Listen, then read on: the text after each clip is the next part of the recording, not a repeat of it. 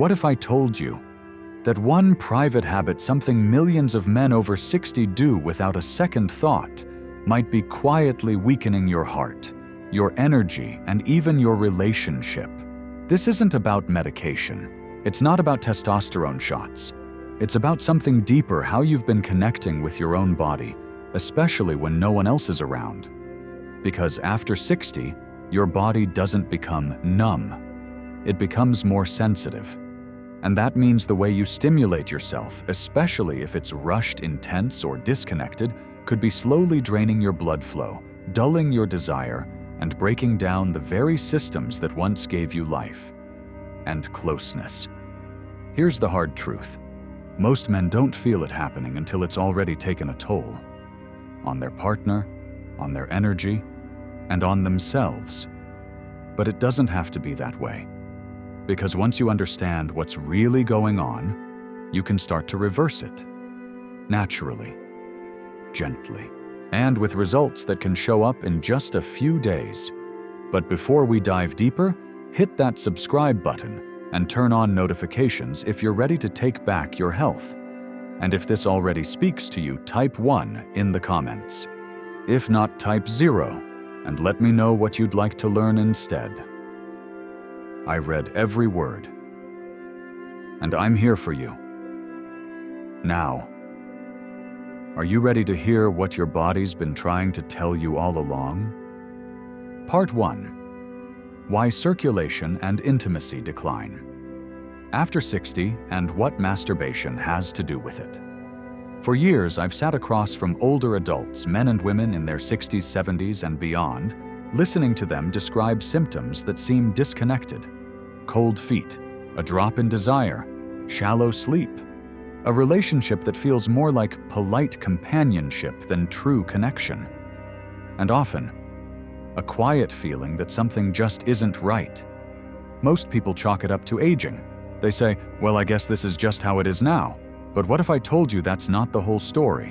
What many don't realize is that after 60, your body doesn't shut down. It becomes more alert, more sensitive, more reactive to the habits you repeat, most especially the ones done in private. One of the biggest culprits. It's the way you touch yourself. Now, I know this topic can feel uncomfortable, but avoiding it has done far more harm than good. Here's the truth. The techniques that worked for you 30 or 40 years ago, the speed, the pressure, the force may now be doing subtle damage. Damage you don't notice at first, until one day there's less sensation, weaker response, or intimacy that feels distant. You might not feel pain, but your body speaks in quieter ways. That softness you've started to experience, that numbness or drop in pleasure. It's your body saying, I'm overwhelmed, I'm tired. Your pelvic region, just like your heart, relies on healthy circulation. And when you overstimulate using high friction or disconnection from emotion, that circulation can begin to slow. Silently. But this isn't just about physical touch. Many men tell me that their emotional connection with their partner has changed. They still care. They still want to feel close. But somehow, the spark is dimmer. And they don't know why. Sometimes it's not just what's happening between two people. It's what's happening within one. How you relate to your own body shapes how you show up in the world. And when self-touch becomes mechanical, rushed, or hidden in shame, it starts to erode the deeper currents of connection without a single word being spoken. But here's the good news. This kind of damage is not permanent. You can restore circulation. You can revive sensitivity. And yes, you can feel alive again, both physically and emotionally. All it takes is a shift in how you treat yourself when no one else is looking. Part 2. What happens inside your body when you overstimulate alone? Let's go a little deeper, because what's happening on your body is only part of the story. The real shift, the one most people never think about, is what's going on inside. I'm talking about your nervous system, your hormones, and your brain chemistry. Every time you engage in self-pleasure, your brain releases a burst of dopamine. That's the feel-good chemical tied to excitement, motivation, and reward. And for a moment, it feels amazing. But what goes up must come down. And shortly after that dopamine spike, your brain responds with prolactin. That's the hormone that says, "We're done here. Time to cool off." Now here's the kicker. In younger men, this dip is short. But after 60, your body doesn't recover as fast. And if you repeat this overstimulation cycle several times a week, especially using high friction or tight grips, you're putting your system through a constant hormonal roller coaster. Over time, that roller coaster wears out your body's ability to respond. Your testosterone levels may drop.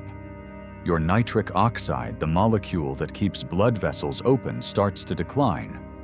And oxytocin, the hormone that helps you feel close and bonded to others, that shrinks too. The result?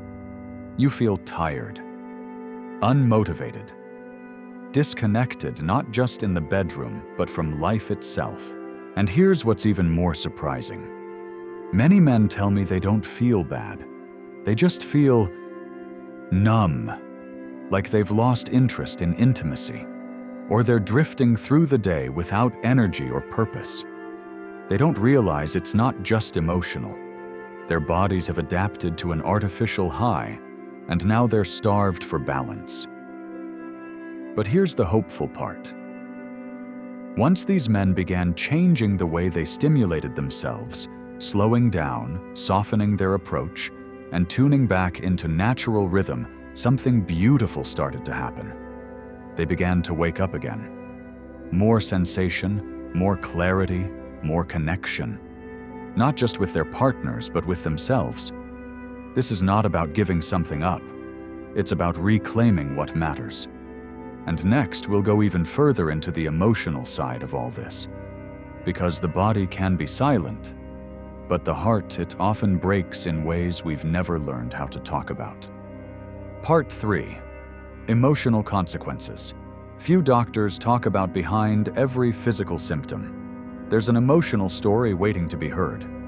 And when it comes to intimacy after 60, those stories are often filled with quiet grief. Most men don't come into my office saying, "Doc, I think I'm overstimulating myself." They say things like, "I don't feel like myself anymore. My wife and I don't touch like we used to. I'm in the same bed, but I feel completely alone." It's not shame that brings them in.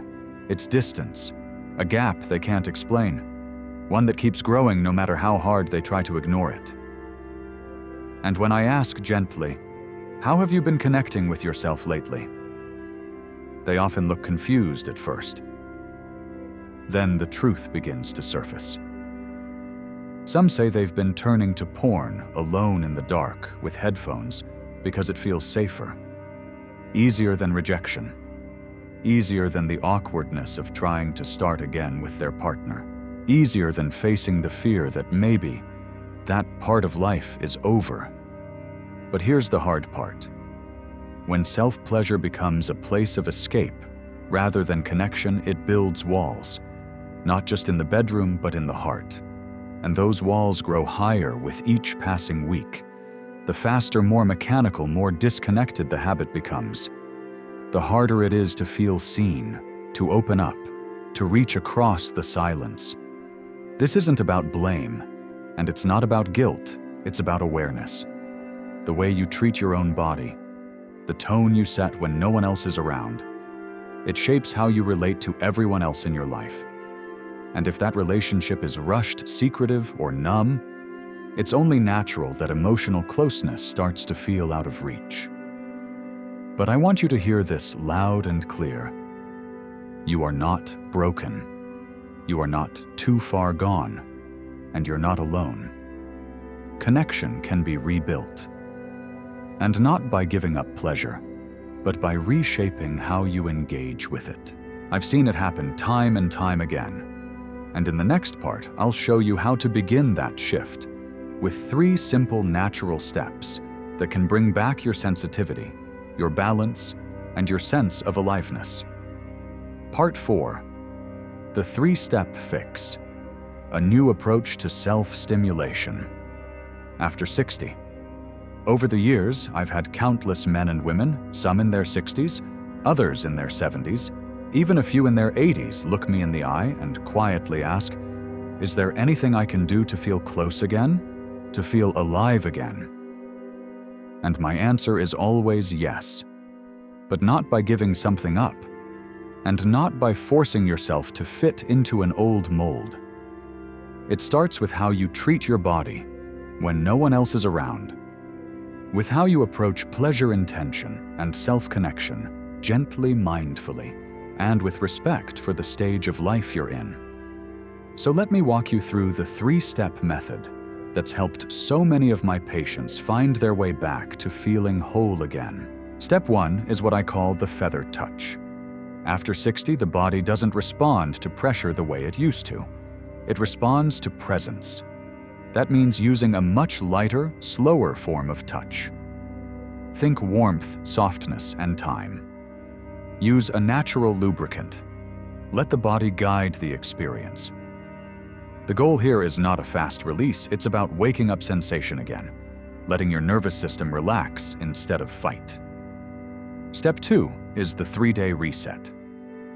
For 72 hours, take a complete break from all stimulation. No porn, no masturbation, no pressure. Just let your hormones reset.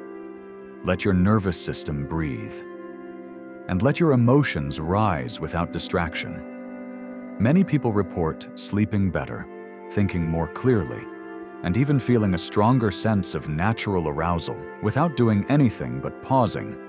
And step 3 is reconnection. If you have a partner, try soft, non-sexual touch. A hand on the shoulder, a hug that lasts a little longer, falling asleep while holding hands. And if you're alone, reconnect with yourself without stimulation. Sit quietly, breathe deeply, place your hand over your chest or belly, and notice what emotions come up. Let your body know it's safe again, that it doesn't have to perform, it just has to feel. One of my patients told me something that stayed with me. After a week of slowing down, I felt sensation in my fingertips again. I woke up with energy. But more than that, I felt like myself again. That's the power of intention. And before we close, there's one more part we can't skip: the early signs. Your body is already struggling, even if you haven't noticed. Part 5. Warning signs. Your circulation is suffering. Your body always speaks long before it shouts. But too often we're taught to ignore its whispers, to write them off as just aging, to assume they're normal, when they're really not. In my practice, I've seen the same signs appear again and again. Subtle at first, easy to overlook, but powerful indicators that something deeper is out of balance. One of the earliest and most common signs is fatigue. Not the kind you feel after a long day, but a dragging heaviness that makes even getting out of bed feel like work. Next comes cold hands and feet, even in warm rooms. That's a classic sign your blood isn't flowing the way it used to. Your limbs are quite literally being starved of warmth and oxygen. Then there are the more intimate symptoms. Less sensation during touch, trouble maintaining an erection, fewer morning erections, or a general feeling that your body is slower to respond. These aren't just the expected effects of getting older. They're your body quietly raising its hand, saying something's not right here. Some patients describe their skin feeling different, thinner, drier, or strangely sensitive to pressure. Others talk about numbness in their fingers or toes, or a tingling in their legs when they sit too long. And perhaps the most heartbreaking thing of all, how many men have looked me in the eye and said, "I thought I was just getting old. I didn't realize I was slowly shutting down."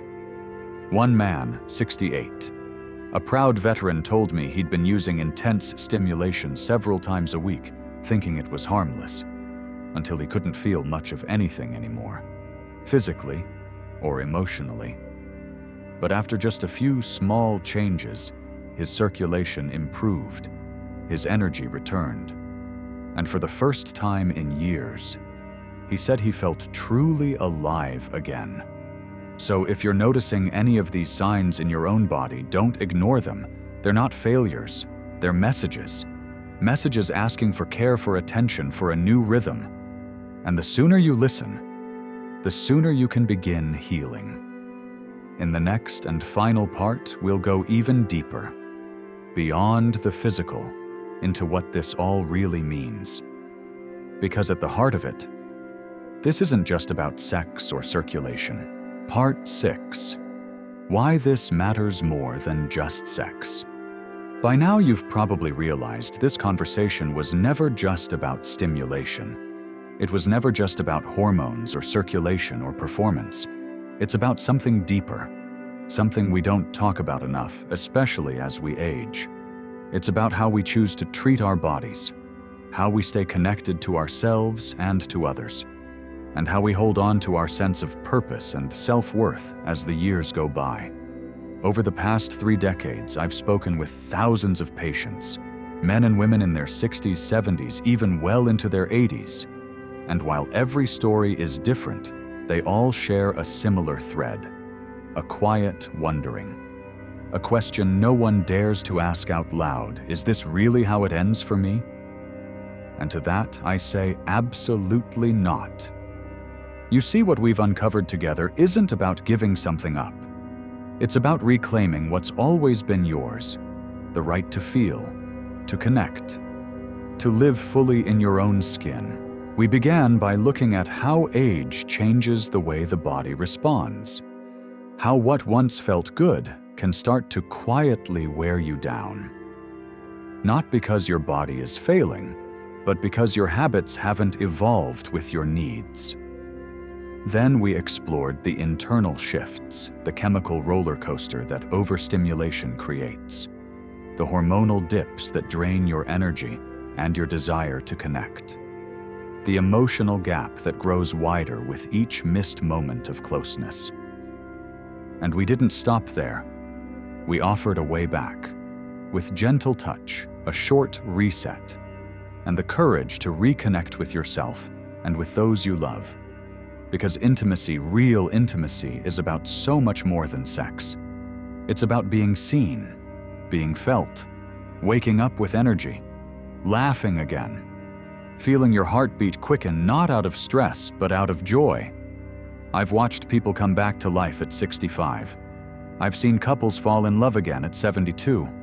I've even heard a man at 85 say, "I thought I was done, but now I feel like I've just begun."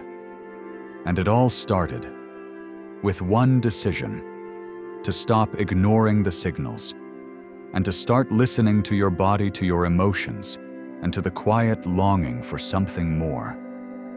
So if something in this message has stirred something in you, don't let it fade. Start tonight. Slow down. Breathe. Touch with care. Choose connection over escape. Because this isn't just about healing blood flow. It's about honoring your story and writing a new chapter, one that's full of life, no matter your age.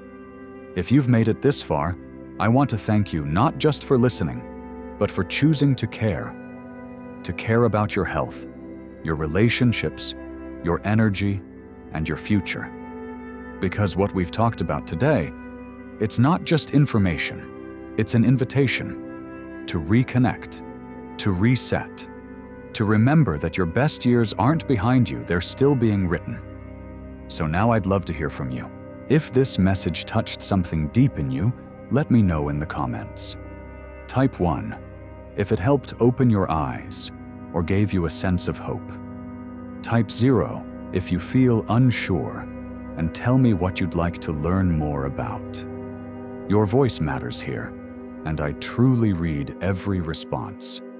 And if you haven't already, hit that subscribe button and turn on notifications. Because this channel is for people just like you. People who believe that aging isn't about fading, it's about transforming. and reclaiming everything that makes you feel alive. Don't keep this to yourself. Share it with a friend, a partner, or someone who might need to hear it today. You never know how one small shift, one honest conversation can change a life. Thank you again for being here. I'm honored to walk this journey with you, and I promise we're just getting started.